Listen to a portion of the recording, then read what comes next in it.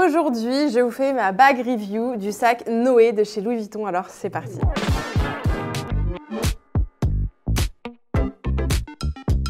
Hello hello, j'espère que vous allez toutes et tous super bien. Aujourd'hui, je vous fais une super vidéo sur un bag review sur le Noé de Louis Vuitton.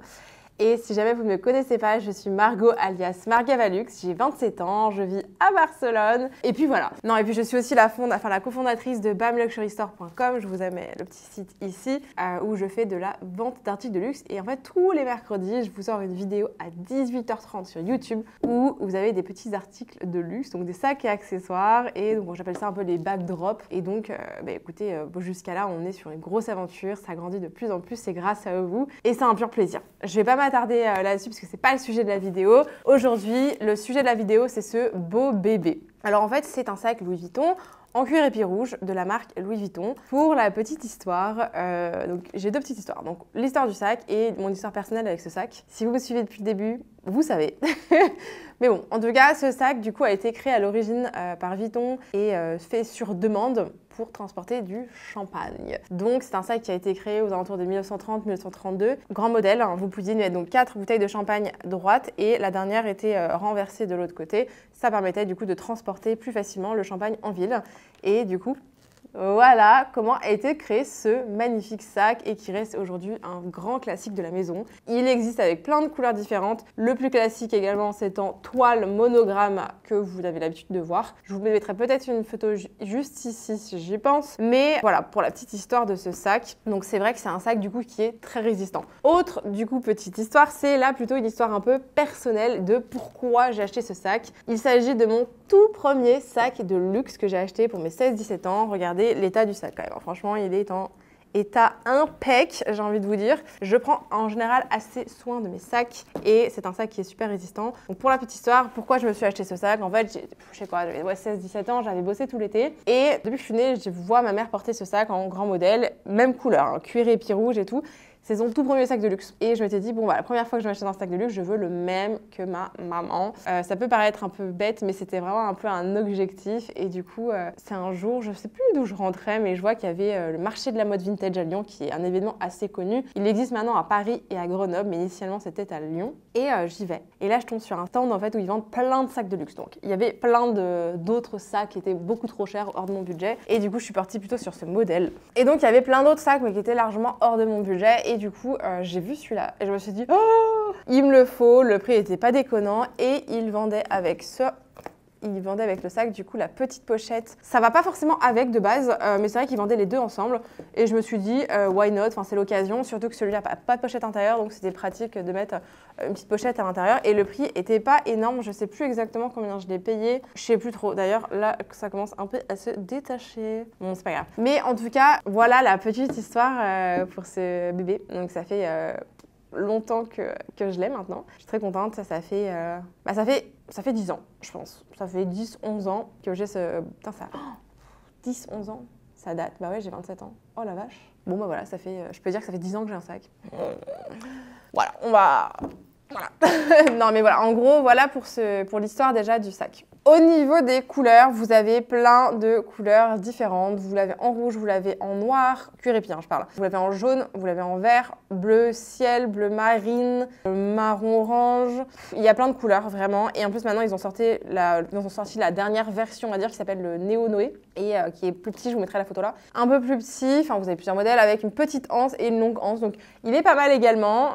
C'est pas les mêmes prix. On n'est pas du tout sur les mêmes gammes de prix. Là, on est vraiment sur la version vintage. Donc vous pouvez facilement en trouver entre 500 et 700 euros. Franchement, c'est une très bonne affaire. Surtout quand on voit les prix maintenant des maisons de luxe neuves. Donc là, pour le coup, d'occasion, ça vaut... Enfin, de toute façon, vous ne pouvez pas l'acheter neuf, celui-là. Il n'existe plus en magasin. Maintenant, c'est que le Néo Noé. Et il existe aussi en monogramme, cette version-là, et qui est très sympa aussi. Je trouve que c'est vraiment un beau sac en monogramme. Je pense qu'un jour, j'investirai dans le même, mais monogramme, je pense. Et j'invite tellement d'acheter plein de trucs. Voilà, c'est pas prio, mais c'est vrai que ça me ferait très plaisir de posséder aussi le même en monogramme.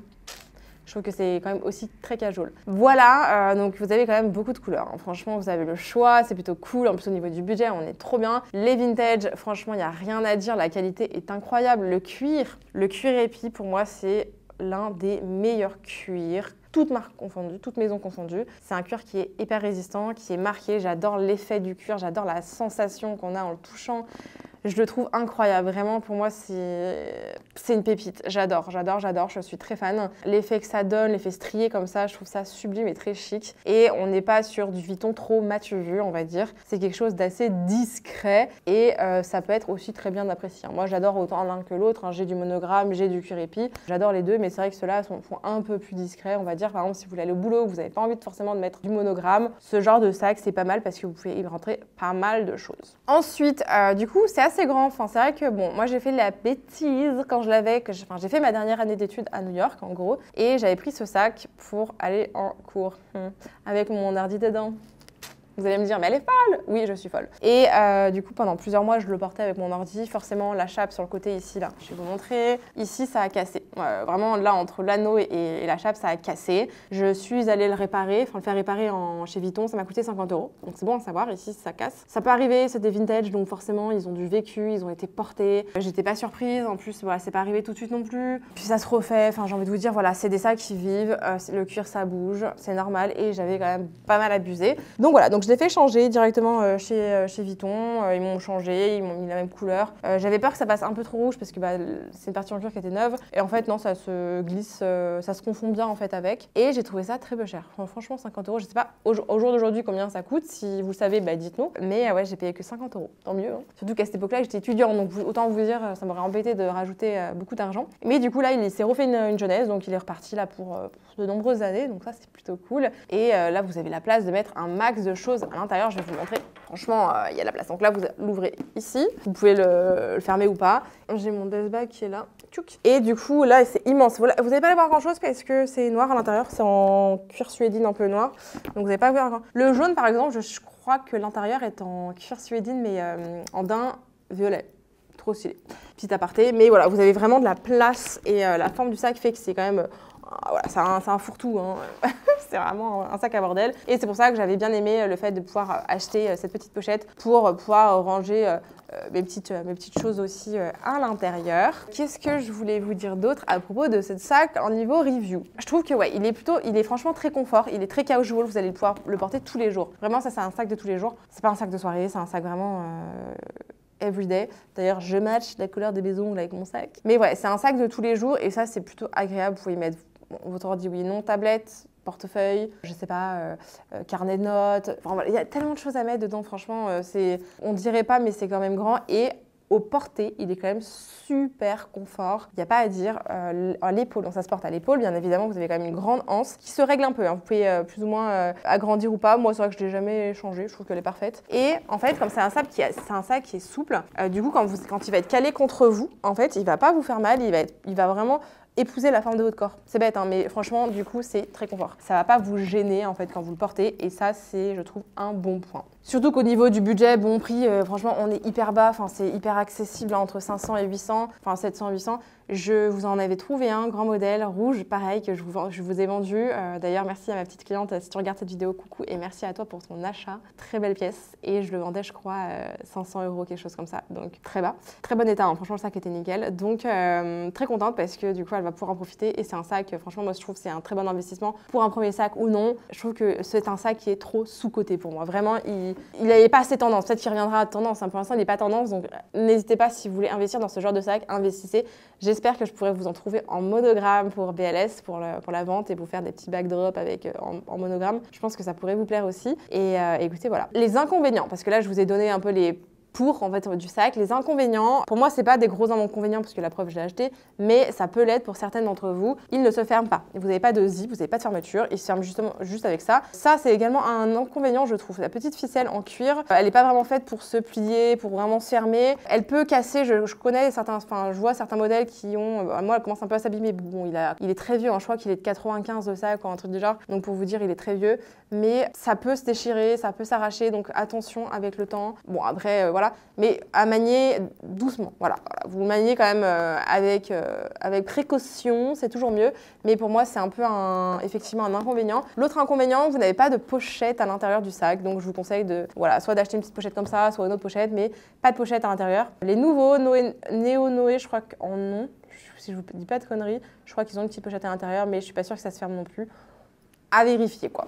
Ensuite, du coup, je vais le rouvrir. On va se faire un petit What Fits Inside. Donc, je vais vous montrer en fait un peu ce qui passe dedans. Est-ce que j'ai mon ordi qui est là? Ouais. Donc, moi, je prends toujours mon ordi. Donc, je le prendrai plus ce sac pour mettre mon ordi parce que j'ai le MacBook Pro 14 pouces et il est vraiment très lourd pour le coup.